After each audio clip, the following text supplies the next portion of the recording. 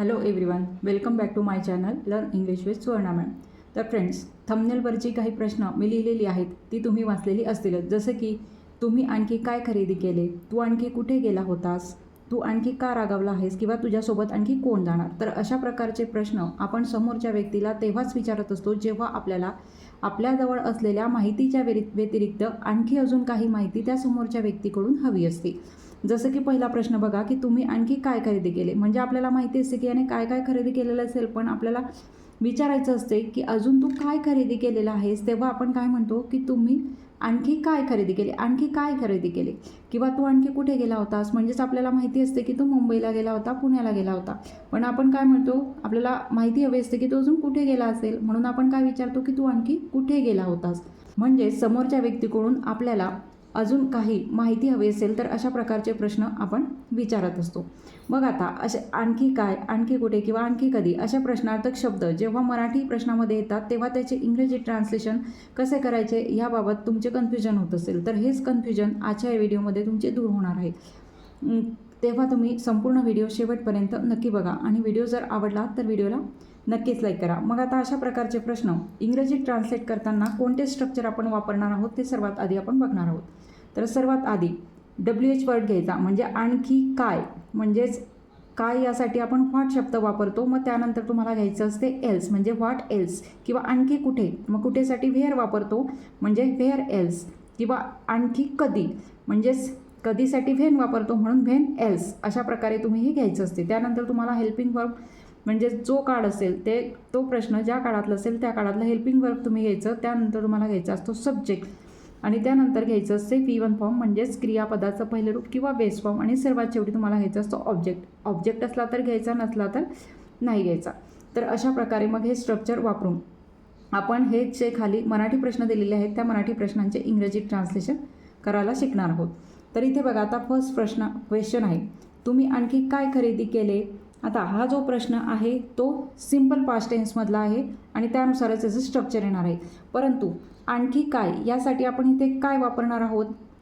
कायसाठी आपण व्हॉट वापरतो आणि आणखी काय म्हणून आपण काय घेणार आहोत, व्हॉट एल्स. म्हणून या प्रश्नाची सुरुवात कशाने होणार आहे, तर व्हॉट एल्स. नंतर हा आपल्याला हेल्पिंग वर्ब घ्यायचा आहे. मग आता हा प्रश्न जो आहे तो भूतकाळातला आहे, पास्ट टेन्समधला आहे. मग पास्ट टेन्समध्ये आपण डीड हे सहाय्यकारी क्रियापद वापरतो, हेल्पिंग वर्ब वापरतो, म्हणून आपण इथे डीड घेणार आहोत. What else did. नंतर सब्जेक्ट घ्यायचा आहे. सब्जेक्ट आहे तुम्ही किंवा तू, म्हणून आपण इथे तुम्हीसाठी आपण काय वापरतो, यू वापरतो. What else did you. नंतर आता क्रियापदाचं पहिले रूप, क्रियापद आहे खरेदी करणे, त्यासाठी बाय वापरतो. तो V1 फॉर्ममध्ये आपल्याला घ्यायचा आहे, म्हणून आपण इथे घेणार आहोत बाय.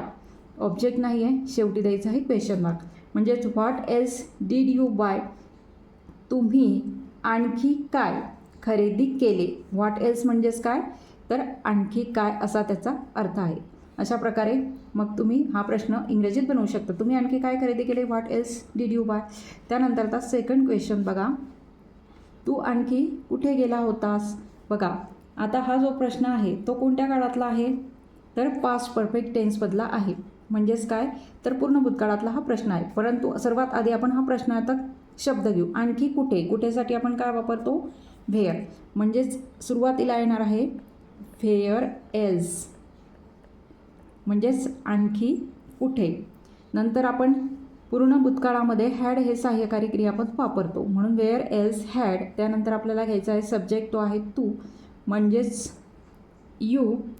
आणि त्यानंतर क्रियापदाचे तिसरे रूप आपण पूर्ण काळामध्ये वापरतो. मग आता जाणे, गेला म्हणजे जाणे म्हणजेच गो, मग त्याचं तिसरं रूप आपण घेत असतो गॉन. पूर्ण भूतकाळ आहे म्हणून पूर्ण भूतकाळामध्ये आपण क्रियापदाचं तिसरं रूप वापरतो, म्हणून आपण इथे तिसरं रूप घेतलेलं आहे. कारण की इथे V1 फॉर्मवरती मी लिहिलेलं आहे, परंतु हा काळ ओळखून त्यानुसारच आपल्याला हे नंतरचं वाक्य बनवायचं आहे. ऑब्जेक्ट नाही आहे म्हणून आपण इथे क्वेश्चन मार्क दे. Where else had you gone, तू आणखी कुठे गेला होतास. हे लक्षात घ्यायचं, इथे V1 फॉर्म नाही आहे, कारण की इथे पूर्ण काळ आहे, पूर्ण भूतकाळ आहे, म्हणून आपण क्रियापदाचे तिसरं रूप इथे वापरलेलं आहे. Where else had you gone, तू आणखी कुठे गेला होतास, अशा प्रकारे. त्यानंतर आता नेक्स्ट बघा, मी तुला आणखी कधी भेटू शकतो किंवा भेटू शकते. मग आता आणखी कधी, कधीसाठी सुद्धा व्हेन वापरतो आपण. म्हणून प्रश्नाची सुरुवात कशाने होणार आहे? When else. When else. आता हा प्रेझेंट टेन्स आहे आणि प्रेझेंट टेन्स आहे पण इथे वापरलेला आहे शकतो. मग शकतो यासाठी आपण कॅन हे हेल्पिंग व्हर्ब इथे घेणार आहोत.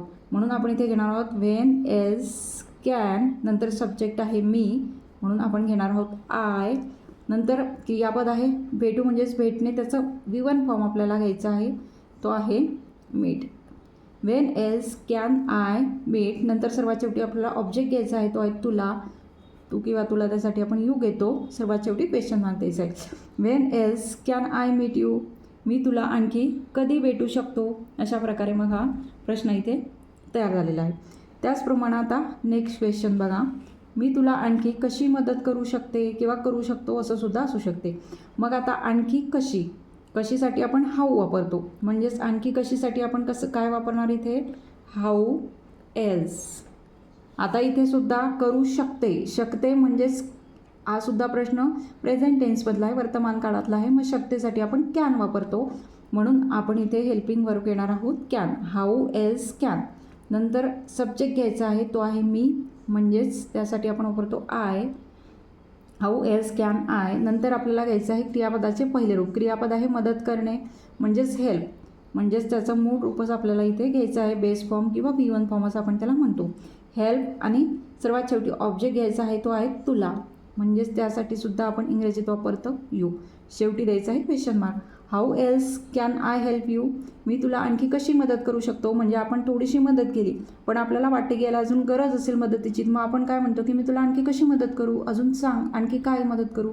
अशा प्रकारे आणखी काय असं सुद्धा आपण म्हणू शकतो, म्हणजे व्हॉट एल्स असं सुद्धा येऊ शकते. म्हणजे हा प्रश्न असा तयार झालेला आहे, how else can I help you. त्यानंतर आता नेक्स्ट क्वेश्चन बघा, तू आणखी का रागवला आहेस. बघा आता हा प्रश्न बघा, आता ह्या प्रश्नामध्ये हा प्रश्नाचं जे स्ट्रक्चर आहे ते थोडंसं वेगळं येणार आहे. कारण का, आणखी का हे तर आपण नेहमी सारखंच घेणार आहे. कासाठी आपण व्हाय वापरतो आणि आणखी का म्हणून आपण घेणार आहोत व्हाय एल्स. अशा प्रकारे घेणार आहे. त्यानंतर आपल्याला हेल्पिंग वर्ब इथे सुद्धा घ्यायचंच आहे. ते येणार आहे तू आहे म्हणजेच यू. यू नंतर आपण एम इज आर वापरतो हेल्पिंग वर्ब, म्हणून आपण यू नंतर आर वापरतो म्हणून आपण इथे आर घेणार आहोत. Why else are. त्यानंतर सब्जेक्ट का आहे तू, म्हणजे आपण घेणार आहोत यू. आता इथे बघा, इथे वर्ब दिलेला आहे का, ॲक्शन झालेली आहे का, ॲक्शन वर्ब दिलेला आहे का, तर नाही. इथे ॲडजेक्टिव्ह दिलेला आहे रागवणे, हे ॲडजेक्टिव्ह आहे. म्हणून आपण इथे डायरेक्ट इथे काय घेणार आहोत, ॲडजेक्टिव्ह घेणार आहोत रागवणे. मग त्यासाठी अँग्री हा शब्द आपण वापरतो म्हणून आपण इथे घेणार आहोत why else are you angry. बघा हे लक्षात ठेवायचं.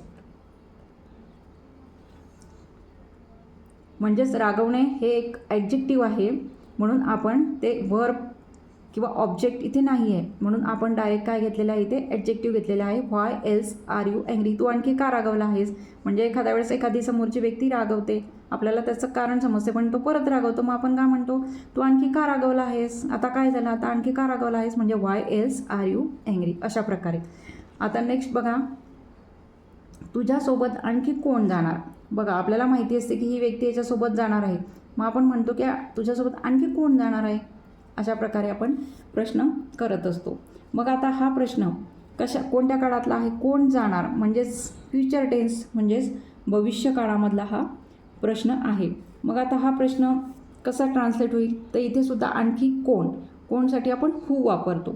म्हणजे आपण इथे काय घेणार आहोत, आणखी कोण म्हणजेच हू एल्स असं तर येणार आहे, हू एल्स. त्यानंतर आपण हेल्पिंग वर्ब तर घेणारच आहोत कारण इथे माहिती आहे आपल्याला की हा भविष्यकाळ आहे, मग भविष्यकाळातलं हेल्पिंग वर्ब आपण वापरणार आहोत इथे विल. Who else will. अशा प्रकारे. आता इथे बघा, त्यानंतर आपण सब्जेक्ट घेत असतो पण इथे एक गोष्ट लक्षात ठेवायची की जेव्हा हूने प्रश्न विचारला जातो तेव्हा या हू एल्समध्येच सब्जेक्ट सांगितलेला असतो, त्यामुळे इथे सब्जेक्टची गरज नाही आहे किंवा इथे सब्जेक्ट याच्यातूनच सूचित होतो हू एल्समधून.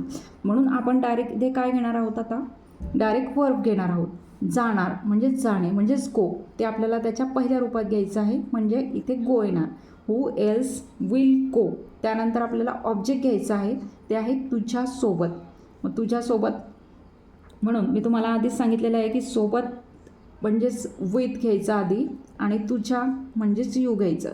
आधी याचं इंग्रजीतून ट्रान्सलेशन करायचं, नंतर याचं करायचं म्हणजेच विथ यू.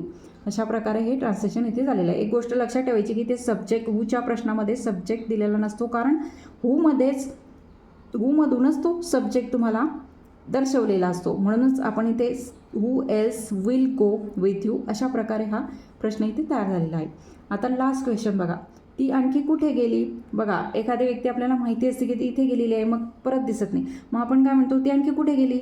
मग आता हा जो प्रश्न आहे तो आता वरचं जे स्ट्रक्चर मी तुम्हाला सांगितलेलं आहे ते स्ट्रक्चर वापरून तुम्ही याचं इंग्रजी ट्रान्सलेशन करून ते ट्रान्सलेशन कमेंट बॉक्समध्ये लिहायचं आहे. तिथे मी ते तुमचं ट्रान्सलेशन चेक करणार आहे. तर अशा प्रकारे आजच्या या व्हिडिओमध्ये आपण बऱ्याच वेळेला असे प्रश्न विचारत असतो, आणखी कोण, आणखी कुठे, आणखी काय.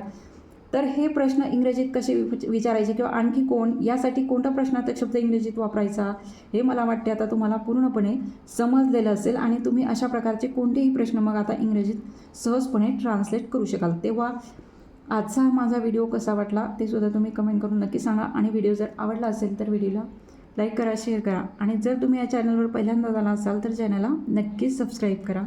थँक्यू.